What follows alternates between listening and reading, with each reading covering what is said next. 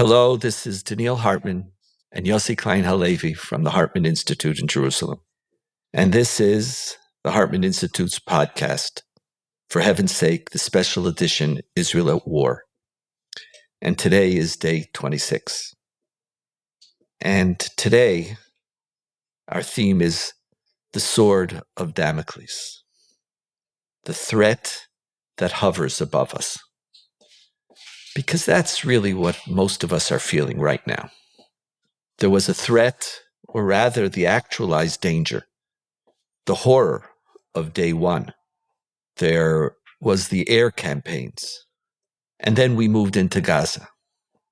And for the first few days, it was okay. And now, as the deaths begin to mount, and as all of us know too many people directly or are connected to too many people who have children and husbands and wives and brothers and sisters, that sword, the awareness that death is around the corner, and the price of this campaign is in everybody's mind. It's not that as Israelis, we don't have the will to go into Gaza. As Yossi has been speaking, and as the deep, in many ways, new existential reality that was created by the massacre is a sense of en beira, we have no choice. But that no choice is now meeting a price. And you just talk to people, and everybody's talking about it. I don't know about you, Yossi, I felt it very powerfully yesterday when the army spokesman said there are heavy battles, severe battles being waged in Gaza. Now, we Israelis, we already know that there are codes, and they never announce casualties until every family is notified. But we know there's a code. And like there was a collective holding of breath. And then it got even worse when he said, and there will be a price. And then the clock is ticking. What's going to be the number? And then by the evening, it was 2, but we knew that it wasn't going to be 2. And by this morning, it's another 10, 12 people in that one battle. And, you're just waiting to hear who do we know? And just 2 days ago, a beloved teacher in our school, Yinon Fleischman, a beautiful soul, was killed in the northern border. And there's a sense of inevitability. We are vulnerable, our children, our families, and I sense that in a certain way, we have shifted from the horrors of October 7th. Not that we forgot them, we're never going to forget them. October 7th is a day in Jewish history, which we're going to remember and mourn. But existentially, something else is now part of the Israeli consciousness. It's not just the mourning, it's not just the conviction that we cannot allow Hamas to be there. We just can't. We can't imagine going back to life with a evil force, willing and capable of killing just indiscriminately. That's still there. But if you want to understand what's in Israel today, there's the price, the conversation. The minute I saw it in the hallways here in the Machon, the minute the spokesperson gave his announcement, people were on the phone. Everybody was calling. Because everybody in Israel knows 1 degree of separation from the chief of staff. And everybody was calling, and you saw it. So today, this sword of Damocles is defining, I believe, Israel and how we deal with it. is going to be one of our great challenges because in many ways, since the Second Intifada, more soldiers were killed by suicide than from terror. And our children were safe. And despite all the 4 operations in Gaza, the numbers, for our perspective, it was part of our myth of what we could handle. And now there's another layer. And we have to talk about that layer. It's a sad layer. It's a heavy layer. It's a terrifying layer. One of my workers in the Machon was just screaming, literally, shouting in the hallway. Literally. Can't do anything, she was saying. My husband, who's in the police, he's 16 hours a day in Judea and Samaria, and my son is now in Givati, and I can't do it. She was literally screaming. Now, most of us control ourselves more, but I don't know if it's better. But this is the next stage, and this is Gaza. In Gaza, it's not clean, not on the Palestinian side, and certainly not on Israeli soldiers' side. And on day 26 and 27 and 28, this is what I'm feeling. Yossi, how does this sword of Damocles meet you?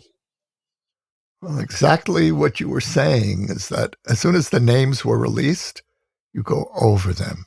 You see, do you know, are any of them familiar? You think of not only people close to you, you think of people who you know almost incidentally. I have an acquaintance who was telling me the other day that he has 4 sons at the front, and then he says to me, "What are the odds?" And so I was looking, for his name. And it's hard for outsiders to understand the intimacy of what it means for a country at war. What is making this war so unbearable is that there are layers of trauma that we're carrying simultaneously. I'm just beginning, I don't know about you, Donniel, I'm just beginning to process October 7th. And I think it's going to take me a very long time. I've been avoiding the atrocity clips. As it is, I have trouble sleeping. I don't need it. Today, I happened to see an interview with a first responder. And she tells this story of finding a little girl, maybe 7 years old, whose arm was cut off. And this girl is just sitting there in shock. And then she died. And just one little story.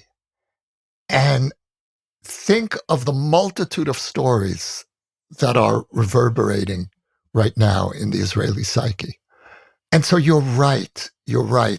Ordinarily, there is no greater emotional vulnerable point for Israelis than the loss of our soldiers. And it's so interesting. When we lose a soldier, we turn them back into a child.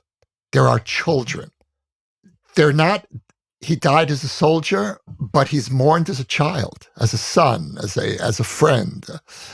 And under ordinary circumstances, I would say that this was a trauma that we would be hard-pressed to endure. But October 7th is hovering like a kind of psychological sword of Damocles. And it hovers in the sense that we know, as you said earlier, if we don't bring Hamas down, October 7th remains the most indelible experience. And the message that we communicate to the Middle East is we don't have it in us anymore to survive in this region. And I think that that's very deep right now in the Israeli psyche. 70% of Israelis in a recent poll said that they want the army to fight until victory. Now, everyone knows what that means. We all understand the price. And so I think that this time it's different. It's not that the mourning isn't going to be the same, but to start a war the way we have, with 1,000 civilian mutilations, that's going to change the way we relate to everything. And I sense it's going to expand our capacity for the kinds of losses that in the past would be intolerable. I'm not as sure, Yossi. I hear you. And I hear the people that you're giving voice to, because I hear those voices too. I just think this is going to be a really hard war for us. It's a hard war for Jews around the world, and we're for very, very different reasons. And we're going to have to talk also in depth why it's so hard for world Jewry too, and what they're experiencing and the traumas that they're experiencing. But one of the great successes, and I think you mentioned this in one of our previous sessions, Israel is a country where feelings and hope are much more a part of our culture. Chief of Staff Rafael Eitan, who was the Chief of Staff during the war in Lebanon, first war in Lebanon, used to famously say that we cannot educate our children to hope for peace because it weakens us. We have to train them that you will always live by your sword. That was his Torah. And I remember my father's disdain. I remember him saying, that's not who we are. I was too young to have an opinion. I was old enough to go to war, but too young to have an opinion, which is an interesting distinction, by the way. Kind of sums up the history of war. That's the history of war. But Israelis, it's not the hope for peace that's changed us. Second Intifada buried that. It was maybe the taking for granted of normalcy. The last 15 years have been glorious, relatively painless in comparing to different moments in Israel and the Jewish people's history. Well, put it this way, in any other society, the last 15 years would have been considered traumatic. But for Jews and Israelis, our history, we handled this. It's been a golden era. Yeah, we built, unless you're in Sderot and the settlements around Gaza, but all the rest of us, we had a minute and a half to get to a bomb shelter. That's a good life, It's anyway, enough with the black humor. But we've become softer. And I love that softness that we've experienced. There's a softness, there's aspirations, there's materialism, beautiful material. I don't mean negative, beautiful materialism. There's a positivity about life. We're a happy people. We were a happy people. I wouldn't want to look at next year's UN Happiness Index and see where we're positioned. And it's interesting. I did see a poll. We're all quoting polls. And every one of us sees the poll, which has a statistic that we're interested in. There was once a pollster who told me, what's the results that you're looking for? Tell me so that I could produce them for you. But where Israelis were more optimistic about the future after the war in Gaza started. How do you understand that? That's compared to last year and all of that, but we're not going to go into that today. It's an interesting question. It really does reflect. It says something very profound about the national mood. It says something. There was a sense of coming together. Coming together. We can deal with an external threat more easily than internal disintegration. We didn't know what to do. But right now, for Israelis, this is going to be a very hard war. It's going to be hard because I think we're not as alienated from our feelings. We're not as alienated from hope. We actually expect that we could live normal lives. And the death tolls are going to come. And I've been hearing from people this unresolved angst. And listen, I hear it from the families of the people who were kidnapped in Gaza. We're just not prepared for it. And I think part of what we're going to have to do is find that strength, because there is no Entebbe in Gaza. There is no in and out. And this is going to be months, but 12, 14 children a day. This is the challenge of Israel right now. And it's in many ways, it's a challenge that we thought we were free from. When we grew up here, and I remember this, but when we grew up here in Israel, but certainly in the early years of the foundation of the country, there was a motto of Tov lamut ba'ad artzenu. It is good to be able to die for the sake of our country. And part of it was that it was an honor to be able to die defending yourself rather than having to die going as powerless sheep to the slaughter. That was what it meant. But we grew up in an era where that ideology was explicitly rejected. And I remember when sometime shortly after I moved to Israel in the early 80s, that slogan was replaced with a new one, Tov Correct. Lechyot Ba'adatzeinu. It's good to live for your country. And that defined the ethos. So how does a people who really believes that it is great to live for your country and that Zionism is not expressed through sacrifice, but it's expressed through creativity, through imagination, through hope, through building, all that positive energy. How do we re-embrace this story? It's going to be a very hard war on this level. I think the question, Donniel, is balance. On the one hand, we are going to be severely tested again, emotionally, psychologically. On the other hand, what October 7th did for us was remind Israelis what they're up against. And you feel that when you speak to kids in the army, when you see them interviewed, there's this sense of, if we're talking about old slogans, Ein B'reira, there's no alternative. And that was a slogan that was really retired from the early years and was one of those kind of archaic ideas. And many of us really began to think, well, maybe there is an alternative. And certainly in the last couple of years, where we've seen whole parts of the Middle East opening to Israel and the tantalizing prospect of Saudi Arabia, we went from that, from the vision, the Arab-Israeli conflict is ending. As soon as Saudi Arabia makes peace with us, that's it. They fall like dominoes. And now suddenly we're back in 1960, and it's Ein B'reira time. And so when you're fighting a war, this kind of a war, you want that mindset for your soldiers. Of Ein B'reira, of there is no choice. There's no choice. We have to keep going. And I sense that spirit of Ein B'reira very strong among Israelis. I sense it very strong amongst our soldiers. I don't sense it as strong.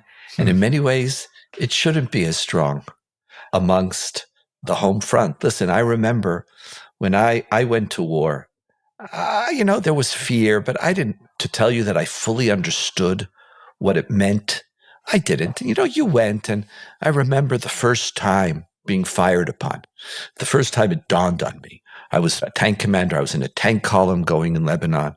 And it's this absolutely gorgeous terrain. Like you would go on vacation and you're driving, and then all of a sudden you see these beautiful mushroom clouds in the mountains right next to you. And you point, oh, they're beautiful. And then you realize someone's firing on you artillery shells. And then but I compare that together with almost dying and having my tank blow up. And none of that was even close to the terror that I experienced when my son had to go into Gaza in one of the previous Israeli operations. And now the enormity of this battle and what's standing before us is, I think our soldiers are inspired by October 7th. I think our society knows that October 7th creates for us an obligation.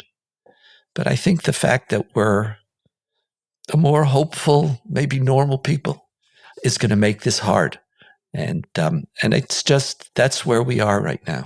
That tension is going to play out in another way as well, which is over the fate of the hostages. Because when you hear people talking, they say two opposite things. They say, on the one hand, we have to bring Hamas down no matter what. And on the other hand, we have to do everything we can to get the hostages out. And those two goals are not necessarily compatible. It's a really interesting point, Yossi, because I think it reflects the ambivalence in Israeli society. At another era, we would have said, no, we can't do them both. And we would have chosen. But now we want both. And so we create these little myths, yes, that the purpose, you could even see it. Yes, we're doing this to help increase the leverage for the hostage release. But I don't want to talk. I believe I can say certain things, so I don't want to say them.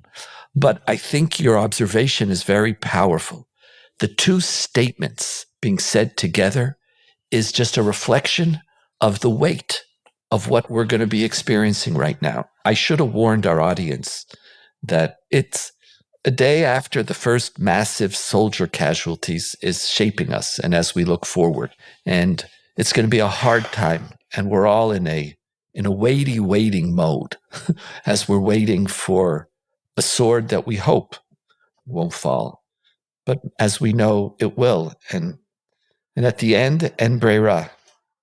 But I don't know. It's a tough one.